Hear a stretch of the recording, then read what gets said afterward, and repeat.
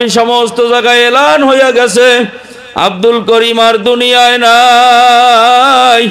এখন তাকাইয়া দেখেন আপনাকে আমাকে সোজা করিয়া শোয়াই একটা চাদর দিয়া ঢাকিয়া রাখছে।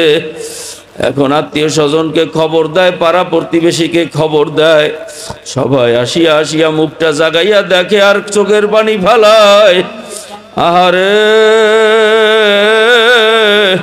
এই তো গতকালকে একসাথে বাজারে গেছিলাম, এই তো গতকালকে একসাথে চা খাইছিলাম, আজকে আর দুনিয়ায় নাই। এখন আপনার আমার ঘর থেকে আমারই সন্তান, আমার স্ত্রী আমাকে চিরজীবনের জন্য ঘর থেকে নামাইয়া দেয়। যেই ঘর কত কষ্ট করিয়া কামাই করিয়া করলাম, আমার টাকার ঘর, আমার টাকার বিল্ডিং থেকে আমারে চিরজীবনের জন্য নামাইয়া দেয়। এই ঘরে আর কোনো দিন আসতে দেবে না। আরে, আমাকে এখন দুনিয়ার জমিনের উপরেও আর কেউ জায়গা দেবে না। সবাই ধরাধরি করিয়া নিয়া সাদা তিনটা কাপড় দিয়া এমন ভাবে পেঁচাইয়া ফালাইবে, আমাকে একটা প্যাকেট বানাইয়া বিদেশে চালান করিয়া দেবে। চাই তাকবীর দিয়া জানাজা পড়াইয়া দাবি দেওয়া সারাইয়া আমার জন্য মাটির নিচে একটা গর্ত বানাইয়া রাখছিল, ওই ঘরের ভিতরে আমাকে শোয়াইলো। বিছানাও দিল না, বালিশও দিল না, কোনো বাতিরও ব্যবস্থা করলো না, বরং বাঁশ দিয়া মাটি দিয়া এমন ভাবে আটকাইয়া দিল দুনিয়ার এক ফোঁটা আলো পর্যন্ত ওই কবর ঘরে আর পৌঁছতে পারলো না। এখন তাকাইয়া দেখি এই কবরে আমি একা। এখন এই কবরে আমার ছেলেও আসলো না, মেয়েও আসলো না, বন্ধু বান্ধব আত্মীয় স্বজন কেউ আর রইল না। এই কবরে আমার এখন একা একা থাকা লাগবে, একদিন দুই দিন না, এক দুই বছরও না, বরং হাজার হাজার বছর এই কবরে আমার একা থাকা লাগবে। এখন এই কবরে যদি আমার মাওলা আমার আপন না হয়, দুনিয়াতে যাদেরকে আপন ভাবছিলাম তারা কেউ আর আপন রইল না। এখন আমার মাওলা বলে, ও আমার বান্দা বান্দিরা, খবরদার দুনিয়াতে বসিয়া আমাকে ভুলিয়া যাইও না।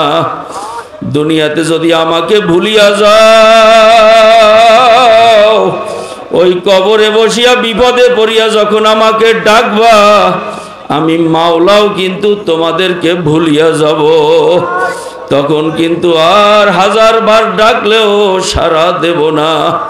আর যদি দুনিয়াতে বসিয়া আমি আল্লাহকে একবার আল্লাহ বলিয়া ডাক দাও, আমি আল্লাহ কোরআনে ওয়াদা করছি, উদউনি আস্তাজিব লাকুম, বান্দা তুই যখনই আমাকে ডাক দিবি, রাত্র যত গভীর হোক না কেন, তুই নির্জনে যত গোপনে যাই আমাকে আল্লাহ বলিয়া ডাক দিবি, আমি মাওলা সঙ্গে সঙ্গে তোমার ডাকের উত্তর দিয়া দেব।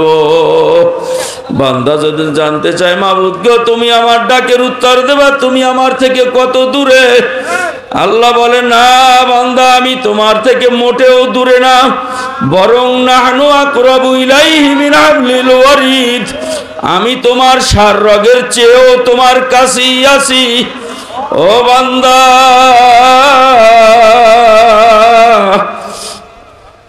ওয়াফি আনফুসিকুম আফালা তুবসিরুন, বান্দা আমি তোমার মধ্যেই আছি, তুমি কেন আমাকে দেখো না?